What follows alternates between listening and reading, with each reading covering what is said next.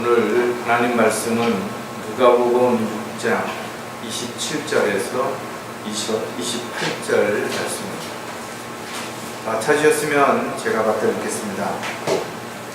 그러나 나는 듣는 너희에게 말하노니 너희 원수들을 사랑하고 너희를 미워하는 자들에게 잘해주며 너희를 저주하는 자들을 축복하고 너희를 천대하는 자들을 위하여 기도하라. 잠깐 말씀을 위해서 기도드리겠습니다.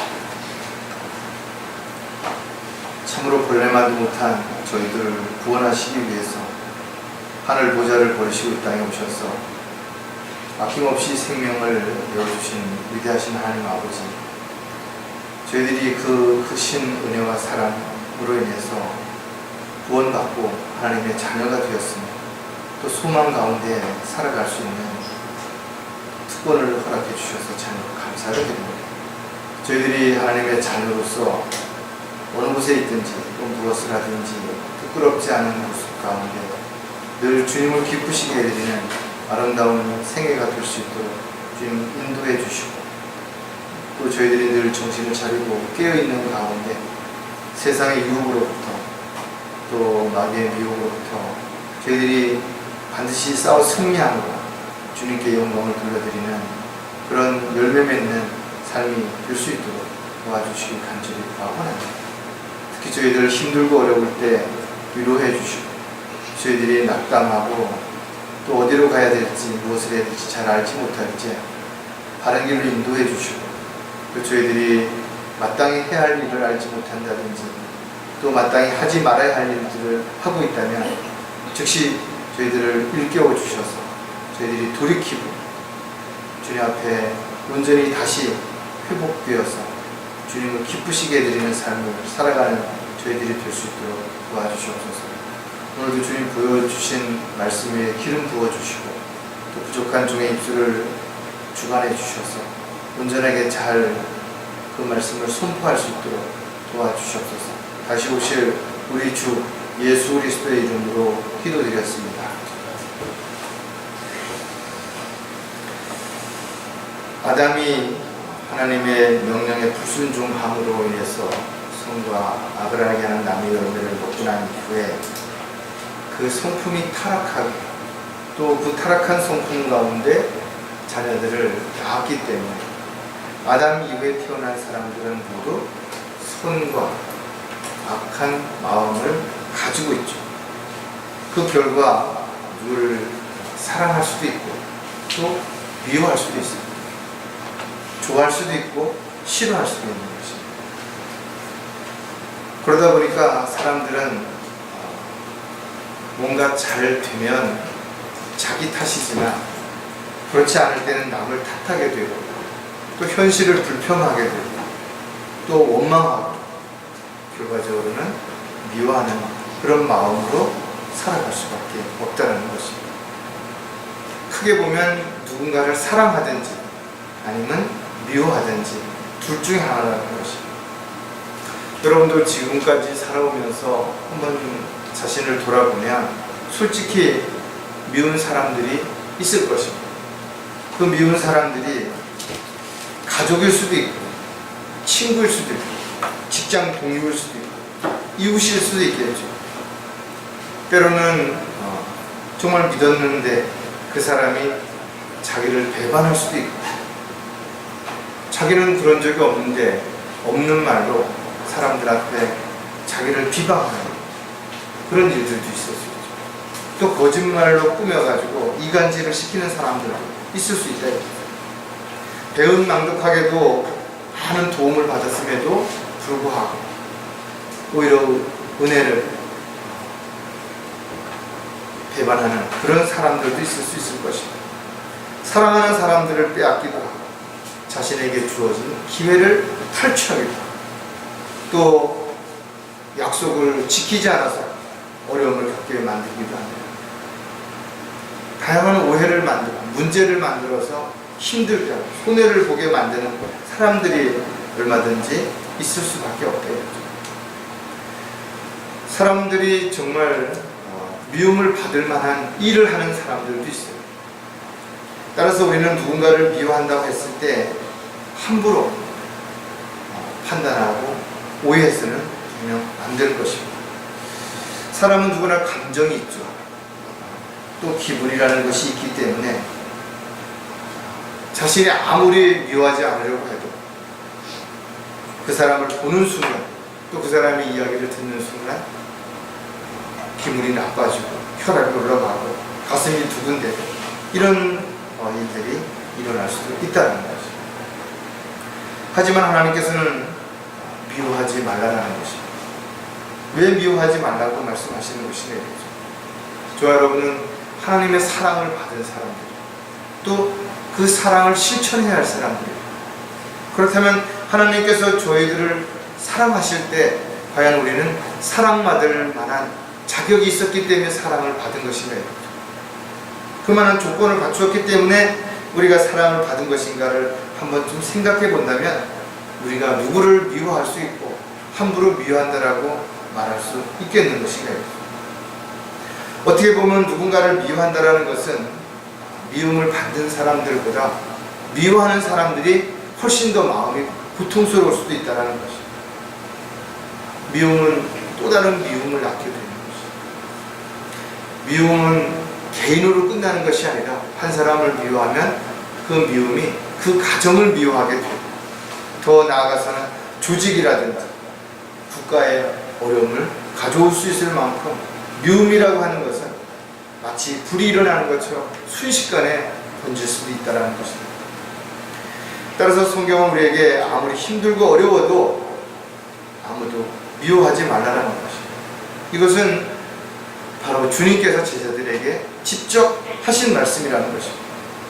원수를 사랑하는 것도, 또 미워하는 자들에게 잘해주는 것도, 저주하는 자들을 축복하는 것도, 천대하는 자들을 위해 기도하는 것도 아무나 할 수 있는 일은 아니죠. 바로 하나님의 은혜와 사랑 가운데서 하나님의 사랑으로 충만했을 때만 그것이 가능할 수 있다는 것입니다. 사도 바울 역시 로마인들에게 편지하면서 내 원수가 줄이거든 먹이고 만일 그가 목마르거든 마실 것을 주라. 이렇게 함으로써 내가 그의 머리에 숯불을 쌓을 것이라. 악에게 지지 말고 손으로 악을 이기라는 것입니다. 참으로 우리 주변에는 저와 여러분이 잘해주도 그것을 오히려 이용해 먹는 사람들도 있어요. 그렇지만 그럼에도 불구하고 그들을 위해서 기도해야 되는 이유는 하나님께서 우리를 사랑하셨기 때문에, 그 사랑을 우리가 받았기 때문에, 또 그 사랑을 실천해야 되기 때문이라는 사실을 우리는 반드시 기억해야 할 것입니다. 오늘 설교 제목은 어떤 사람도 미워하지 않으려면, 살다 보면 정말 미운 사람들이 있다 이거죠. 힘들게 만들고 어렵게 만들고 손해를 보게 만들고 그런 사람들을 쉽게 이해하고 또 쉽게 그런 사람들을 받아들이는 것은 정말 아무나 할 수 있는 일이 아니죠. 어떤 사람들은 문제만 잔뜩 일으켜놓고 자기는 도망가 버리는 것입니다. 그 뒷감당은 누가 하라고? 자기가 사랑하는 사람들, 가족들이나 친구나 주변의 사람들이 해야 되는 거예요. 자신이 저지른 일에 대해서 무책임하다 이거죠. 그 책임을 지려고 하지 않기 때문에 오히려 그 책임을 가까이 있는 사람들에게 또 넘기는 사람들도 있다. 세상은 마지막에 가까울수록 더욱 죄악이 가득하게 될 것이고, 또 영적으로 무지한 사람들은 거짓에 속아서 끊임없이 마귀의 종으로서 사람들을 이간시키고 힘들게 만들고 분열과 다툼을 조장시킬 것입니다. 저 여러분은 이러한 사실을 알고 있는 것이죠. 따라서 주님께서는 우리에게 이런 사실을 알고 있는 너희가 오히려 그들을 미워하지 말고 사랑하고 그들을 보듬어주고 그들에게도 하나님의 은혜와 사랑을 알 수 있는 길을 열어주라고, 복음을 전하고 진리를 증거해 주라고 우리에게 말씀을 하시는 것입니다. 주님은 곧 오시겠죠. 그리고 사람들은 자신이 어떻게 살았든 자신이 행한 대로 갚아주시는 주님 앞에서 심판을 받게 될 것입니다. 세상에서는 아무리 감추고 사람들을 속이고 안 그런 척 위선자로 살았다 하더라도 또 혹 잘못을 저지르고 다른 사람들을 아프게 하고 잘 먹고 잘 살았다 하더라도 반드시 그 대가를 치르게 될 것은 분명하다 이거죠. 저 여러분은 그럼에도 불구하고 우리가 그들을 미워하지 말고 사랑해야 하는 이유는 사랑하면서 살아도 시간이 많지 않기 때문이라는 거죠. 또 그들이 그 고통 가운데 심판을 받고 불못에 던졌을 때 피눈물을 흘리지 않기 위해서는 우리는 밉지만 그럼에도 사랑하고 미워하지 않도록 오히려 주님 은혜와 사랑 안에서 원수들조차도 그렇게 보듬어 줄 수 있는 그런 저와 여러분이 되도록 늘 주님 앞에 깨어 있어야 되고 주님의 은혜로 충만한 그런 삶이 지속되어야 될 것입니다. 누군가를 미워하지 않기 위해서 우리는 오히려 그를 사랑해야 됩니다. 어떻게 보면 우리가 사랑하는 마음이 없어졌기 때문에 미워지는 거예요. 사랑한다면 아무리 잘못을 했다 하더라도 그를 기다려주고 보듬어 줄 수 있을 수 있기 때문에 그렇다는 거죠. 따라서 원수를 위해서가 아니라 그들을 위해서가 아니라 주님께서는 우리 자신을 위해서 오히려 그들을 더 사랑하라고 말씀하셨다는 사실을 우리가 기억을 해야 될 것입니다. 어떤 사람도 미워하지 않기 위해서 우리가 몇 가지를 또 생각을 해볼 텐데 그 첫 번째가 드러난 사실을 이해하려고 해야 한다는 것입니다. 어떤 상황이 이미 드러났어요. 그 결과만 가지고서 우리가 봤을 때는 비난받아서 마땅하죠. 욕을 먹어서 마땅할 수 있습니다. 미움을 받아야 마땅하죠. 그러나 사람이 살다 보면 어느 날 생각지도 못했던 비보를 듣기도 하죠. 간절히 기다렸는데 결과는 절망을 가져다 주는 그런 상황이 일어날 수도 있다. 현실은 늘 달콤하고 멋지고 아름답고 그렇지만 않습니다. 끊임없는 아픔과 고통과 이별과 슬픔, 안타까움들이 또한 일어날 수밖에 없는 것이 현실이라는 것입니다. 따라서 어떤 현실에 어떤 사람들에게 문제가 생기고 어려움이 있다면 그것을 이해한다는 것은 쉽지 않겠죠. 그러나 이해하려고 해야 한다는 것입니다. 먼저 상대방의 입장에 서서 생각을 해보고 또 그가 지금 상황이 얼마나 힘들고 얼마나 어렵고 얼마나 안타까운지를 먼저 생각을 해봐야 됩니다. 왜 그렇게 살았냐? 왜 그렇게 조심하지 않았느냐? 왜 그렇게 하다가 결국은 그런 결과를 가져왔느냐라고 질책하고 비난하기 전에 먼저 이해하려고 하는 마음이 반드시 있어야 됩니다. 사람이라면 감정이 있기 때문에 기분 나쁜 말을 들었거나 누군가가 자기에 대해서 안 좋은 소식을 전했거나 오해를 만들었거나 그러면 화가 날 수밖에 없죠. 이런 것은 단지 오해로 끝나는 것이 아니라 그 사람에 대해서 신뢰가 무너지게 되고 끊임없는 의심을 가지게 만들어요. 결과적으로는 그를 미워하게 되고 그를 멀리하게 되고 오히려 심지어는 저주하게 되는 결과를 가져올 수 있다는 거죠.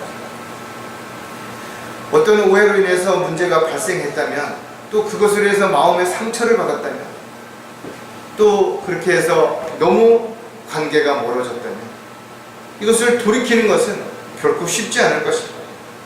하지만 이런 이유로 인해서 가정이 파괴되고 교회가 분열되고 서로 간에 어려움이 생긴다면 결코 그것은 하나님께서 기뻐하시는 일이 아니기 때문에 비록 힘들죠. 자신이 많이 고통스럽죠. 그래도 먼저 손을 내밀고 먼저 사랑하는 마음을 가지고 다가가는 이것이 바로 구원받은 그리스도인들이 반드시 해야 할 일이고 또 그리스도인들만이 할 수 있는 일이라는 사실을 우리는 꼭 기억을 해야 될 것입니다. 자, 드러난 사실을 이해하려고 하는 이유가 무엇인가를 또 하나씩 살펴보면 진지하게 생각한 후에 판단해야 하기 때문이라는 거죠. 우리는 어떤 일을 쉽게 생각하면 안 된다는 거예요. 그 일이 크든 작든 중요하든 중요하지 않든 간에 우리는 진지하게 생각한 후에 결론을 내려야 되는 거죠. 우리는 주변에 친한 사람들이 있죠. 잘 아는 사람들이 있습니다. 그래서 그런 사람들이 어떤 말을 하게 되면 전후의 어떤 내용을 따져보지도 않고 그냥 믿어버리는 것이, 수긍해버리는 것입니다. 사실은 사기를 당하는 사람들이 자기가 믿었던 사람들에게 사기를 당하는 것입니다. 사람들의 말을 신뢰하게 됐습니다. 상황이나 어떤 일어나는 결과들을 확인해 보지도 않고 결정하면 반드시 실패하게 되는 낭패를 볼 수밖에 없습니다. 따라서 그리스도인들은 어떤 일을 판단하고 결정함에 있어서도 반드시 신중하게 살펴보고 또 상황들을 확인해 보는 것이 반드시 필요합니다. 어떻게 보면 잘 아는 사람에게 그런 내용을 물어보는 것이 좀 힘들 수도 있죠. 부자연스러울 수도 있고 미안할 수도 있을 수도 있어요. 그러나 신중을 기한다는 것은 자신의 하나의 원칙으로 세워놓는다면 결과적으로 그것이 그렇게 부담스럽지만은 않다라는 거죠. 성경에도 보면 보증을 서지 마라. 근데 정말 아는 사람이 와서 보증을 서달라 그럴 때 그걸 거절하는 게 쉽지가 않을 것입니다. 또 형편과 처지가 어려운 상황을 알면서도 거절한다는 건 더더욱 그럴 것이다. 그러나 지킬 수 없는 상황인 것을 안다면 또 그것을 해결할 수 있는 능력이 없는데도 불구하고 요구한다면 그것을 거절하는 것이 마땅하죠. 돈을 잃는 것으로 끝나는 것이 아니라 돈을 잃고 사람도 잃게 된다는 말이 돼요. 따라서 저 여러분은 어떤 일이든지 진지하게 생각한 후에 판단해야 됩니다. 쉽게 함부로 판단하면 안 된다. 고린도 후서 1장 19절에 보면 우리는 우리 자신 속에 사형 선고를 받았으니 이는 우리로 우리 자신을 신뢰하지 아니하고 죽은 자들을 살리시는 하나님을 신뢰하게 하라. 나만 믿어라. 나는 절대 실수하지 않는다. 아니라 자신의 명철을 신뢰하는 사람, 참으로 어리석은 사람입니다. 어떻게 보면 가장 믿고 의지하고 또 신뢰해야 될 사람이 바로 가족들이죠. 또 아내나 남편일 것이죠. 그럼에도 불구하고 미가서에 보면 너희는 친구를 믿지 말라. 안내자를 신뢰하지 말라. 심지어는 뭐라고 그랬어요? 내 품에 누워있는 그녀로부터 내 입의 문을 지키라. 가장 자신이 신뢰한다라고 생각하는 친구나 안내자들, 심지어는 아내나 남편까지도 그의 어떤 말만 듣고서 그대로 신뢰하지 말라라는 것이죠. 그 말에 신뢰성이 있다면 신뢰해야 되는 건 당연한 것이죠. 무조건 그 말을 의심하고 믿지 말라는 얘기가 아니에요. 충분히 그 말의 의미를 들어보고 진지하게 생각한 후에 판단한다면 그만큼 많은 실수를 또 문제를 어려움을 줄일 수 있기 때문에 그렇다는 거죠. 한 가지 한 가지 여러분 앞에 나타나는 많은 일들을 신중하고 또 신중하게 살펴본 후에 판단하고 결정하는 것이야말로 우리가 그만큼 죄를 적게 질 수 있고 그만큼 어려움을 덜 할 수 있는 계기가 될 수 있기 때문에 그렇습니다. 드러나는 사실을 이해하려고 해야 하는 또 다른 이유가 무엇인가 하면 자기 입장에서 판단하지 말아야 하기 때문입니다. 입장 바꿔 생각해보라는 말이 있죠. 입장이 바뀌어지면 다를 수 있어요. 어떤 사람이 이야기하기로 자기가 아들 집에 갔는데 자기 아들이 부엌에서 막 설거지하고 청소하는 모습을 보니까 막 화가 나는 거예요. 아유, 이 바보 같은 자식, 마누라한테 쥐해가지고 저렇게 맨날 집에서 설거지하고 집에 부엌 살림까지 한다고. 근데 반대로 어느 날 사위네 집에 딱 갔는데 사위가 설거지하고 막 방 청소하고 이러는 모습을 보니까 사위가 또 이뻐 보이는 거예요. 똑같은 입장인데 그것이 사위냐 자식에 따라서 달라질 수 있다는 거죠. 입장이 바뀌어지면 저와 여러분도 많은 부분에서 다르게 판단하고 다르게 얼마든지 생각할 수 있다는 것입니다. 아무리 가까운 사람이 할지라도 우리가 왜 충분히 확인해보고 나서 결정해야 되는 것인가 하면 우리는 언제든 속을 수 있다는 거죠. 그것도 가장 가까운 사람들을 통해서 마귀는 속이려고 하기 때문에 우리는 이런 것들을 진지하게 생각해 볼 필요가 반드시 있죠. 마귀는 거짓말의 압이라 이거죠. 사람들을 속이는 것은 마귀의 본성이고 그 습성이 타락한 사람들에게는 누구에게나 남아있다는 거예요. 그래서 성경을 속지 않으려면 반드시 분별력을 가지고 살펴보라는 것이죠. 어떤 감정이나 느낌이나 이런 것에 의해서 쉽게 판단하고 결정하지 말라는 것입니다. 따라서 우리가 어떤 일을 판단함에 있어서 가장 신중해야 되는 부분은 그것이 사실인지 아닌지를 확인해, 또 그것이 내 입장이 아니라 상대의 입장에서도 진지하게 생각을 해본 다음에 판단을 해야 된다는 거죠. 사도행전 4장 13절에 보니까 그때 그들이 베드로와 요한이 담대하게 말하는 것을 보자 배우지 못한 무식한 사람들로 알았다가 놀라면 그들이 예수와 함께 있었다는 사실을 깨닫더라. 사람들이 잘못 생각한대. 저 사람 옛날에 이런 사람이었는데 어느 날 보니까 좀 달라진 거예요. 초등학교 동창들을 만났을 때 깜짝 놀라는 사람들이 있대요. 초등학교 다닐 때 공부도 잘 못하고 또 집안도 어려워가지고 좋은 학교도 가지 못하고 그랬는데 어느 날 보니 훌륭한 사람이 되어서 어떤 단체의 리더자가 되어있는 그런 친구들도 볼 수가 있겠다. 주님을 믿고 주님의 인도하신 가운데 살아가는 그리스도인들에게는 구원받은 이후에 하나님께서 놀라운 은혜를 주시죠. 다양한 은사를 주시는 것입니다. 따라서 구원받기 전보다 구원받은 이후에 놀라운 지혜가 생기기도 하고 또 특별한 어떤 능력이 생길 수도 있다는 것입니다. 이들 역시 마찬가지로 그들이 예수님과 함께 있었다는 사실들을 깨닫더라 그랬어요. 우리 주변에는 평소에는 잘 모르지만 그러나 대단한 능력, 지식을 가지고 있는 사람들도 얼마든지 있을 수 있죠. 어떤 상황이나 어떤 기회가 주어지면 이런 것이 드러날 때 내가 저 사람 이런 능력이 있는 줄 몰랐네, 이렇게 할 수 있을 줄 몰랐네, 깜짝 놀랄 수 있다. 따라서 사실을 확인해 보지도 않고 함부로 판단하거나 함부로 평가하는 것은 참으로 어리석은 일입니다. 특히 선입견을 가지고 바라본다든지 편견을 가지고 함부로 판단해서는 안 된다는 것입니다. 따라서 어떤 문제가 생겼다면 또 어떤 상황이 벌어졌다면 반드시 그 상황을 정확하게 분별하고 또 이해한 다음에 그 다음에 거기에 대해서 합당하게 어떤 대처를 해야만 되는 것이 그리스도인의 자세란 사실입니다. 또 한 가지 드러난 사실을 이해하려고 해야 하는 이유는 다양한 열매를 통해서 드러나기 때문입니다. 처음에는 아무것도 안 보여질 수도 있죠. 아니, 처음에는 마치 그것이 옳은 것처럼 보여질 수도 있어요. 가짜일수록 더 사람들의 마음을 쉽게 끄는 것처럼 사람을 속이려고 하는 사람일수록, 위선자들일수록 겉으로 더 깨끗한 척, 친절한 척, 예의 바른 척 그렇게 할 수도 있다는 거예요.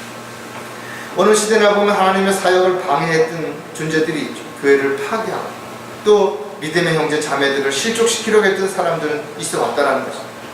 그들 역시 처음엔 양의 가죽을 쓴 이리처럼 사람들에게 가까이 다가올 때까지 몰랐다는 거예요. 그들의 속내가 드러날 때까지 그들이 철저하게 자신들을 숨겼기 때문에 사람들은 속았다는 거예요. 교회에도 얼마든지 이단들이 침투해서 교회를 분열시킬 수 있죠. 그래서 신중해야 돼요. 교회 회중이 한 명씩 늘어나는 것이 얼마나 감사한 일이고 얼마나 정말 기쁜 일이네. 그러나 신중해야 돼요. 그래서 회중이 한 명이 늘어날 때는 우리는 친절하게 돼요. 정말 편안하게 잘 대해주되, 그러나 그가 회중이 될 때까지 신중하게 살펴보고 점검해 볼 필요가 반드시 있다. 갈라디아서 2장 4절에 보면 이는 거짓 형제들이 몰래 들어온 까닭이라. 그들은 우리가 그리스도 예수 안에서 가진 우리의 자유를 엿보려고 가만히 들어와 우리를 노예로 삼고자 함이더라. 교회가 강성해지고 성장하는 것, 지체들이 늘어나는 것 얼마나 우리가 간절히 바라는 일이냐. 그러나 그들 가운데는 교회를 파괴하기 위해서 들어오는 이단이 있을 수도 있다는 것이. 그래서 점검해 보라는 것입니다. 배교한 자들이라든지 교회를 대적하는 자들이 한때는 같이 함께 경배를 드렸던 사람이라도 또 가족이나 친척 가운데 한 사람이었다 할지라도 오히려 그들을 동조하고 또 그들을 또 이렇게 이해하려고 하다 보면 오히려 교회를 또 의심하게 될 수도 있고 목자를 의심하게 될 수도 있다. 그래서 우리는 어떤 드러난 사실을 이해하기 위해서는 정확하게 그 내용을 확인해보고 또 확인해볼 필요가 반드시 있다는 것입니다. 그래서 우리는 어떤 일이 드러나기도 전에 미리 그럴 것이다라는 것을 가지고 염려하거나 걱정하고 그것을 가서 말하는 것도 문제가 되죠. 또 잘못 전해진 어떤 이야기, 거짓말이라든지 그런 진실이 아닌 것들에 대해서 마음을 빼앗김으로 인해서 문제가 되는 것들도 또 문제가 되죠. 또 드러난 사실을 자기 입장에서 판단하고 결정함으로 인해서 상대방이 왜 그럴 수밖에 없었는지 그에 대한 어떤 이야기를 또 상황을 들어보기도 전에 판단하고 결정하고 함부로 말하는 어리석은 자가 되지도 않도록 철저하게 우리는 자신이 그런 상황에 대해서 확인하고 또 살펴볼 필요가 반드시 있다는 거예요. 어떤 사람도 미워하지 않으려면 두 번째, 현재 상황을 정확하게 분별해야 한다는 거죠. 드러난 사실을 이해하려고 애쓴다 하더라도 현실의 상황을 볼 때 자기도 모르게 고개가 돌려질 수도 있죠. 외면할 수도 있다는 거죠. 어떤 일들이 꼭 오해로 인해서 잘못으로 인해서만 발생되는 건 아니죠. 사실 이야기를 들어보니 상황을 가서 확인해 보니 정말 미워할 수밖에 없는 상황이라는 것을 알게 되죠. 자기도 모르게 고개가 끄덕끄덕해질 수 있는 상황이 될 수도 있다는 거죠. 하지만 많은 사람들은 현실적으로 일어난 결과에 대해서도 자꾸만 외면하려고 한다. 인정하려고 하지 않는다.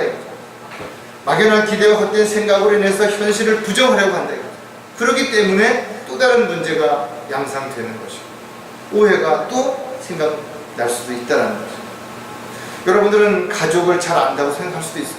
그러나 정말 가족에 대해서 얼마나 아는 것인가.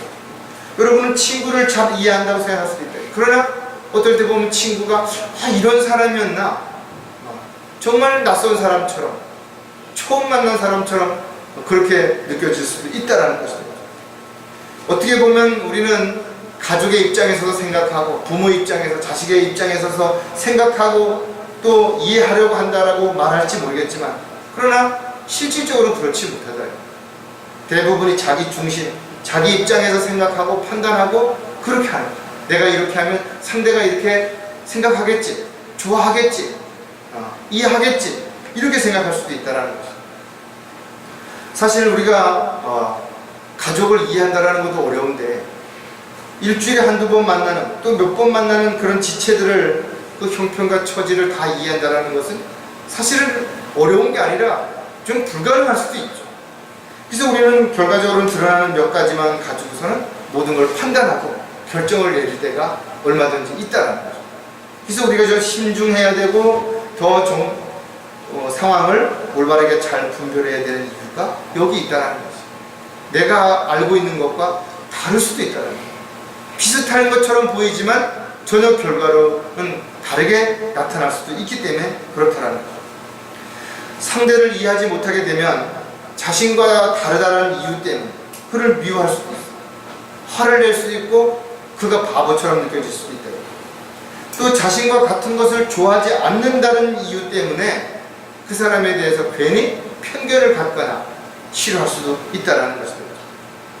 또 자신과 같은 것을 먹고 자신과 같이 가고 싶은 곳을 가고 하고 싶은 일을 하지 않는다는 이유로 인해서 그 사람은 나와는 다른 사람이고 다른 사람으로 끝나는 것이 아니라 나하고는 안 맞는 사람, 나하고는 함께 할 수 없는 사람이에요. 나에게는 아무런 도움이 안 되는 사람이라고까지 그렇게 판단하고 생각할 수도 있다는 것이죠.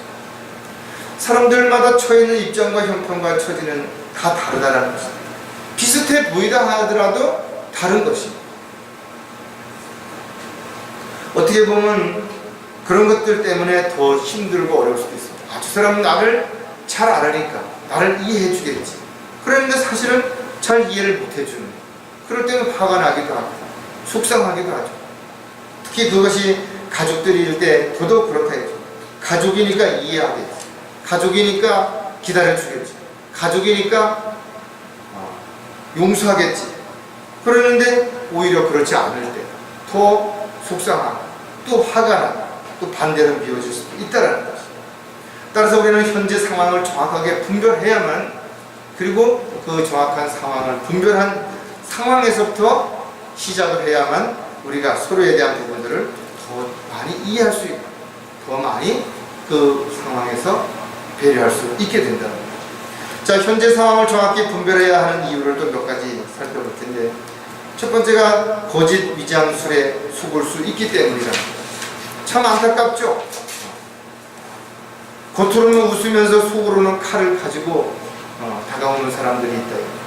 10개를 물속은 알아도 한 개의 사람의 마음은 알 수 없다. 어떤 사람들이 아주 정말 끔찍한 살인을 저질러서 방송에 나왔는데, 평소에 그 사람을 보았던 사람, 그 사람은 법 없이도 살 수 있는 사람처럼 선해 보이고 인사성도 밝았고 절대로 그런 사람이라고 상상도 지금이 안 된다고 이야기할 수도 있다. 사람의 겉모습은 학벌이라든지 재산이라든지 직업이라든지 이런 걸 가지고 판단하면 안 된다는 거예요. 겉모습만 번지를 했어요. 또는 어떤 특별한 제복 같은 걸 입었을 때는 사람이 정직해 보이고 아주 성실해 보일 수도 있다 이거죠. 그러나 그 뒤에는 아주 끔찍한 그런 생각들이라든지 안 좋은 그런 계획들을 가진 사람들도 얼마든지 있죠. 지식이 많다고 해서 그 사람의 인성이 높다라고 생각하면 안 되는 거죠. 또 그 사람이 하는 말이 아주 그럴듯하다고 해서 현실적으로 그를 신뢰하고 의지해서는 안 된다는 거죠. 따라서 우리는 현재 일어나는 일들에 대한 부분들을 정확하게 분별하려면 그 결과에 대한 부분들을 함부로 평가하기 전에 충분히 생각하고 살펴보고 확인해 볼 필요가 반드시 있다는 거죠. 성경대로 믿고 실행하는 사람들은 신실한 사람들이라고 존경받을 이유가 분명하죠. 그러나 신실한 그리스도인으로서 살아간다는 것은 결코 쉽지 않다. 그리스도의 향기가 나는 것은 자신이 억지로 무언가를 하려고 한다고 해서 향기가 나는 거 아니라는 거죠. 저 여러분은 주님의 도구로, 일꾼으로, 또 그리스도의 근사로 쓰임받을 수 있으려면 끊임없이 주님의 도구로, 또 일꾼으로, 군사로서 쓰임받기에 합당한 그런 자세와 그런 마음가짐, 그런 생활이 반드시 뒷받침이 돼야 되는 거죠. 베드로전서 1장 17절에 보니까 또 외모로 보지 않으시고 각 사람의 행위에 따라 판단하시는 분을 너희가 아버지라 부른다면 너의 이고 나그네 시절을 두려움 속에서 지내라. 저와 여러분이 나그네와 순례자처럼 살아간다고 말은 하지만 실질적으로 그렇게 살고 있는 것인가? 하나님은 우리의 모든 걸 다 알고 계신 거죠. 그래서 하나님은 우리가 어떤 행동하는 것을 보고 그렇구나 그렇게 말씀하시기 전에 그 행동이 어떤 동기에서 유발되었는지를 그 마음을 보신다는 거예요. 어떤 계획을 가지고 이렇게 지금 저런 척, 착한 척, 예의 바른 척 하고 있는지를 보신다는 거죠.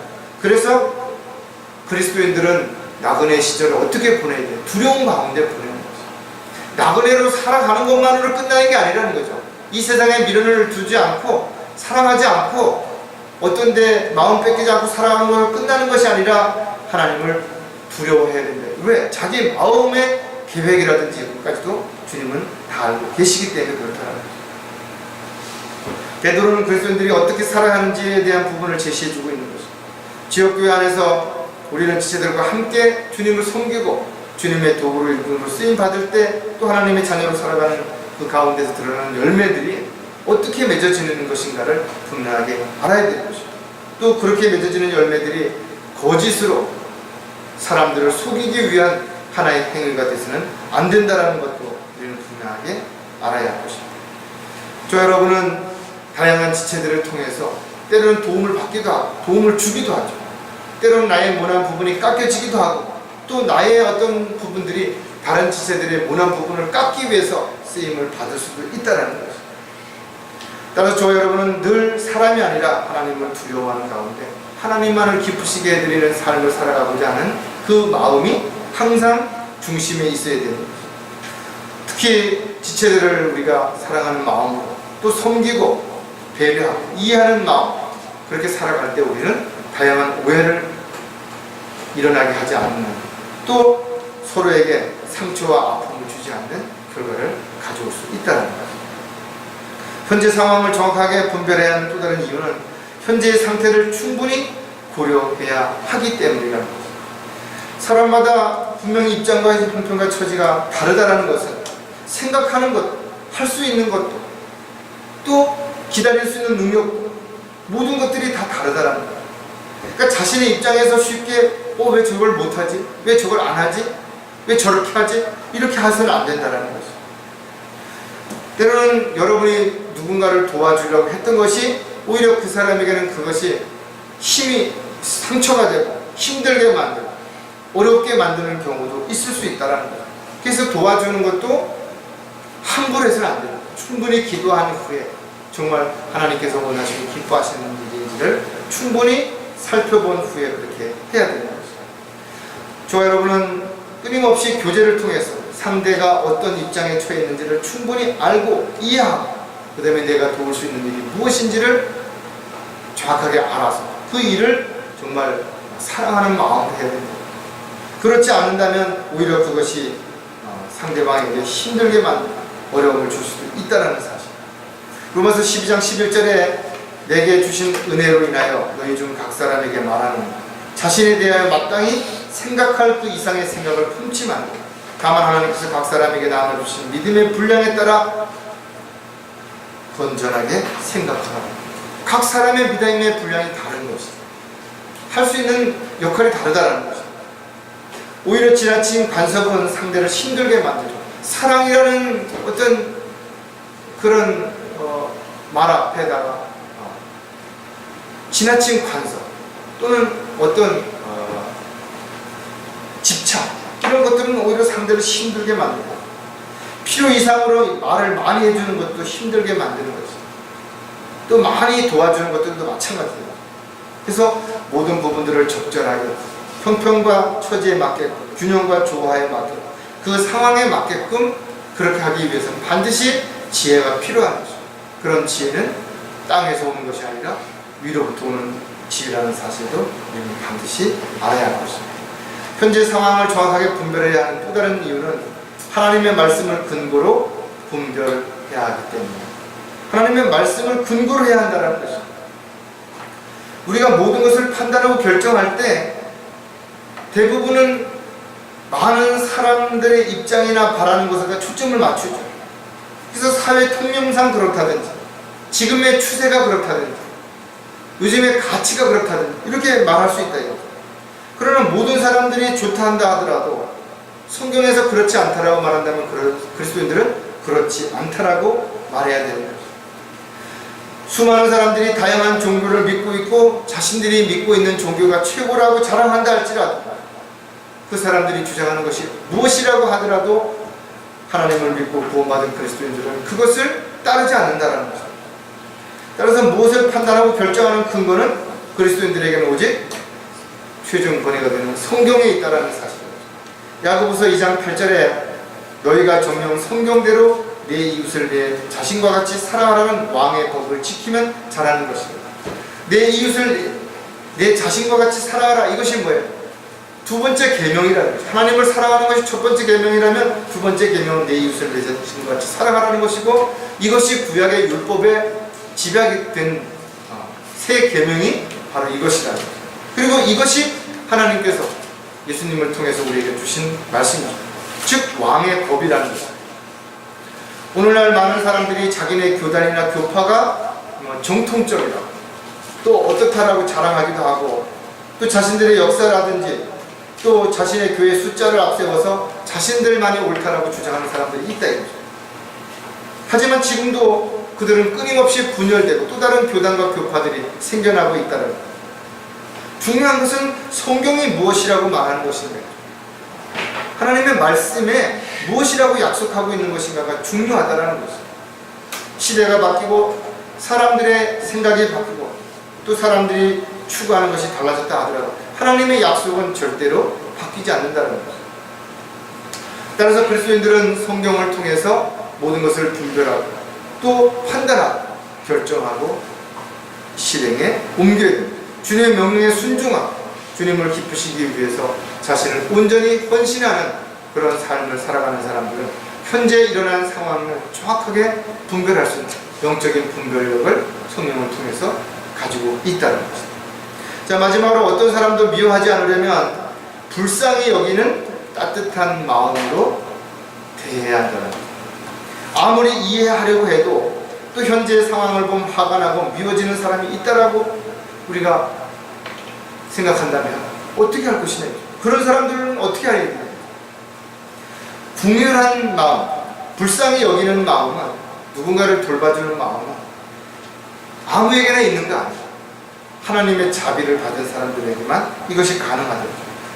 시편 145편 8절에 보면 주는 은혜로우시며 궁휼이 충만하시고 노하기를 더디하시며 그의 자비로우시다. 그는 크게 자비로우시다. 구원받은 그 지체들이라고 해서 항상 좋은 상태에 있는 거 아니에요. 영으로 충만한 상태에 있는 거 아니라는 거죠. 그래서 때로는 하나님의 뜻을 저버리기도 하고 세상 유혹에 넘어가기도 하고 헛된 것에 마음을 뺏기도 하죠. 하지만 그렇다고 해서 그들이 하는 일들이 다 용서되고 다 이해되고 다 받아들여지는 건 아니죠.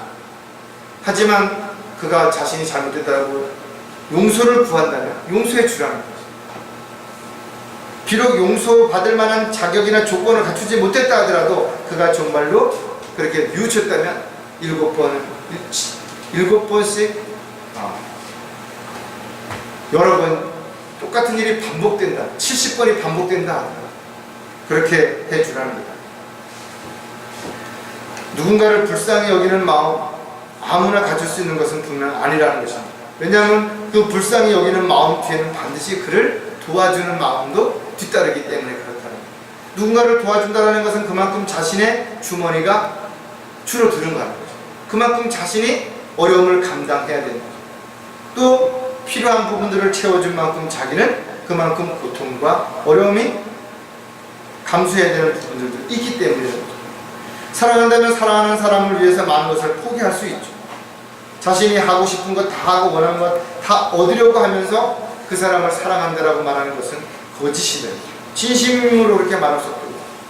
왜냐하면 사랑은 성경에 오래 참는 것이라고 했고 사랑한다면 자랑하지 않고 쉽게 저버리지도 않고 자기 자신의 어떤 유익을 바라지도 않고 시기하거나 미워하거나 원망하지도 않을 것입니다. 따라서 아무리 지체를 할지라도 하나님의 사랑이 없다면 진실된 마음으로 자신에게 미움을 갖게 만드는 사람을 받아들이고 사랑하고 그들을 보듬어 줄 수 있는 것은 불가능할 수도 있다는 거죠. 자, 불쌍히 여기는 따뜻한 마음으로 대하는 여러 가지 이유가 있지만 또 몇 가지를 생각해 보면 언제 어떻게 쓰임 받을지 모르기 때문이라는 거죠. 감사하는 마음이 사라지면 즉시 찾아오는 것이 바로 불평이라고 했죠. 불평하고 나면 또 다른 불평들이 늘어나기 마련인 것이. 그래서 끊임없이 한 번 불평이 끝나는 것이 아니라 2번으로 3번으로 이어지고 불평은 또 다른 불평을 가지고 와서 더 큰 문제를 일으키게 된다는 거죠. 따라서 누구에나 자신이 처해 있는 상황을 그대로 받아들이지 않으면 불평할 수밖에 없어요. 언제 어떤 상황에서 어떤 일이 일어날지 모르는 상황이라면 우리는 한번 좀 진지하게 생각해 볼 필요가 있다. 지금은 나한테 힘들게 하고 나를 어렵게 하는 사람이라 하더라도 그가 또 언젠가는 하나님의 귀한 일꾼으로 쓰임받게 될지 어떻게 아는가. 누구나 부족한 점이 있고 잘못하는 점이 있기 때문에 실질적으로 있는 그대로 받아들이지 않는다면 불평할 수밖에 없어요. 여러분 한번 아내나 남편의 입장에서 한번 생각해 보아요. 왜 불평할 만한 부분이 없겠냐고요. 잘못하는 것도 있고 잘 안 하는 것도 있고 부족한 부분들도 분명히 있죠. 그렇다면 나는 어떠냐 이거죠. 나 자신도 역시 완벽하지 못하다면 상대에게 잘 못하는 게 있을 수 있고 부족한 부분이 있을 수 있고 알면서 잘 안 하는 부분도 있을 수 있다 이거죠. 골로새서 3장 15절에 하나님의 화평이 너희 마음을 다스리게 하라. 이를 위하여 너희가 한 몸으로 부르심을 받았나니 또한 너희는 감사하는 자가 되라. 우리는 세상의 그 어떤 것으로도 잠시 마음이 편할 수는 있을지 모르죠. 여유가 있을지 모르지만 그래 지속되기 어렵다 이거죠. 그래서 하나님이 주시는 화평이 아니고서는 평안이 아니면 이것이 어렵다라는 거죠. 세상 사람들 다 슬퍼하고 다 고통받고 안타까워하는데 여러분들이 어떻게 마음을 잘 추스릴 수 있냐 이거죠. 하나님이 주시는 화평이 있기 때문에 그것이 가능하다는 거죠. 사랑한다면 어떤 상황에서도 감사할 수 있죠. 사랑할 만한 것을 감사하는 것은 누구나 할 수 있습니다. 그러나 성경은 감사할 수 없는 일조차 감사하라고 했고 심지어는 모든 일에 감사하라 했고 이것이 하나님의 뜻이라고 우리에게 가르쳐줍니다. 저 여러분이 한번 생각해 보라죠. 정말 감사할 수 없는 그런 일들인데 지금 감사하고 있는 것입니다. 우리가 뭔가 갖지 못하고 누리지 못하고 할 수 없는 그런 상황에 처해 있는데도 원망하고 불평하고 남을 탓하지 않고 오히려 감사하고 있는 것인가. 사람들이 불평하는 것은 감사할 것이 없어서가 아니라 감사할 것을 생각하기 전에 불평하는 마음이 앞섰기 때문에, 그래서 감사하는 마음이 드러나지 않는다는 거죠. 불쌍히 여기는 마음으로 따뜻히 대해야 하는 또 다른 이유는 서로에게 꼭 필요할 수도 있기 때문이라는 거죠. 지체들은 가족과 함께 주님의 사역을 위해서 함께 해야 할 동반자죠. 이 세상에서 뿐만 아니라 영원히 함께 할 사람들, 필요한 때만 찾고 그렇지 않을 때 외면하는 그런 대상이 아니라는 것입니다. 또 늘 받기만 하는, 또 늘 뭔가 도움을 받기만 하는 그런 대상이 아니라는 것입니다. 좋은 일이나 나쁜 일이나 항상 함께 할 수 있어야죠. 힘들 때나 어려울 때나 함께 할 수 있어야 된다. 가족과 마찬가지로 지체들은 우리가 믿음의 선한 싸움을 싸우고 다양한 길을 마칠 때까지 같은 적을 향해서 영적으로 같이 무장하고 함께 싸워야 할 그리스도의 군사입니다. 또 주님의 사역을 위한 동역자라는 것이 분명하다. 고린도후서 8장 23절에 디도로 말하면 그는 나의 동반자요 너희에게는 동역자입니다. 우리 형제들로 말하면 그들은 여러 교회의 사자들이요 그리스도의 영광이니라 했습니다. 저와 여러분은 주님의 한 몸의 지체라. 어려울 때나 힘들 때나 좋을 때나 언제나 함께하고 또 영원히 함께할 사람들이라. 하나님께서 주셨다면 좀 부족하든 잘 못하는 것이 있다 할지라도 오히려 감사, 이해하고 배려하고 섬기며 살아야 할 대상들이 분명하다. 하나님께서 주신 것을 어찌 불평할 수 있겠느냐. 하나님께서 허락하신 것을 어찌 우리가 거부할 수 있겠느냐. 따라서 서로에게 불평하고 원망하기보다는 서로에게 힘이 되고 위로가 되고 소망을 줄 수 있고 본이 될 수 있는, 도움이 될 수 있는 삶을 살기 위해 서로가 우리가 노력하는, 애쓰고 수고하는 저와 여러분이 되어야 됩니다. 세상에 어떤 것도 노력 없이 얻을 수 있는 것은 아무것도 없어요. 아까 집사님 말씀하셨던 것처럼 내가 노력하지 않고는 그 어떤 것도 얻을 수 없다. 지체들을 섬기고 배려하고 사랑하는 마음도 노력하지 않고는 그냥 생겨나는 거 아니에요. 불쌍히 여기는 마음으로 따뜻히 대해야 하는 또 다른 이유는 희생한다고 하는 생각을 버려야 하기 때문이라는 거죠. 사람들 앞에서 나는 누구를 위해서 정말 희생한다라고 말하고 있다는 참으로 불쌍한 사람, 참으로 자신을 자랑하는 사람, 하나님 보시기에 가증스러운 사람. 물론 여러분들 중에는 가족들을 위해서 또 주변 사람들을 위해서 희생하며 살아가는 사람들이 있어요. 자기가 감당하지도 않아야 할 몫을 대신 지는 그런 일을 감당하는 지체도 있을 수 있다. 그런 희생이 아니라 오히려 자신이 그런 것을 하고 있다면, 그것을 감사하고 기쁨을 하고 있다면 하나님 앞에 상과 유업을 쌓는 것이죠.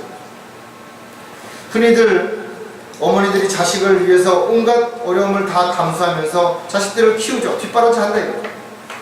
그러나 그건 부모로서 당연히 해야 할 일이래요. 사랑하기 때문에, 내 자식이기 때문에. 그런데 뭔가를 기대하고 있다면, 내가 너를 어떻게 키웠는데 네가 나한테 이렇게 할 수 있냐, 이렇게 말하죠. 그러나 그렇지 않다. 자식은 자식으로서의 자신의 몫을 잘 감당하고 사회의 한 일원이 되어서 또 하나님의 일꾼으로서 자신의 역할을 충실히 할 수 있도록 부모는 보호자로서의 역할을 잘 감당해 준다면 그것이 부모로서 잘하는 일이고 부모로서 마땅히 해야 할 일이 분명하다. 주님을 위해서 어떠한 어려움도 여러분들이 감수했다라고 자랑해서는 안 된다. 여러분이 주님을 위해서 고난과 어려움과 수치와 멸시를 받았다면 이 모두가 주님 앞에 영광을 돌려드리는 것이고 반드시 상과 유업으로 보상을 받게 될 것입니다. 마태복음 10장 42절에 또 누구든지 제자의 이름으로 이 작은 자들 중 하나에게 마실 냉수 한 그릇이라도 주면 진실로 내가 너에게 말하노니 그는 결코 자기 상을 잃지 아니하리라. 이런 작은 일조차도 주님은 그 상을 잃지 않겠다라고 분명히 말씀하셨다면 여러분들이 가족을 위해서, 친지를 위해서, 또 지체들을 위해서, 주변 사람들을 위해서, 믿지 않는 사람들을 위해서 여러분이 희생하고 수고하고 어려움과 고통을 당했다면 이 또한 주님께서 반드시 갚아주실 것이다 이거죠. 베드로는 그래서 우리가 주님을 위해서 고난을 받는다면, 어려움을 겪고 있다면 복받은 사람들이라 이거죠. 왜냐하면 주님의 영광에 참여하기 위해서는 그 고난에 함께 동참해야 되기 때문에 그런 거죠. 아무리 크고 좋은 것을 많이 내어주고 노력한다 할지라도 사랑이 없다면 아무것도 아니라는 거죠. 자기가 많은 것을 실행해놓고서도 자기가 희생이라고 말한다고 공치사를 하게 된다면 이미 그 상을 이 세상에서 받은 것이다. 따라서 저와 여러분이 누가 알아주든 몰라주든 정말 기쁜 마음으로, 감사하는 마음으로, 사랑하는 마음으로 무엇인가를 했다면 입을 다물고 주님 앞에 갈 때까지 묵묵히 그 일을 지속하는 것이야말로 가장 잘하는, 이것이 저와 여러분이 다른 다른사람들을 불쌍히 여길 수 있는, 궁일이 여길 수 있는 하나님의 자비로운 마음을 받았다라는 증거입니다. 성숙한 그리스도에 대한 또 다른 증거가 된다는 것입니다.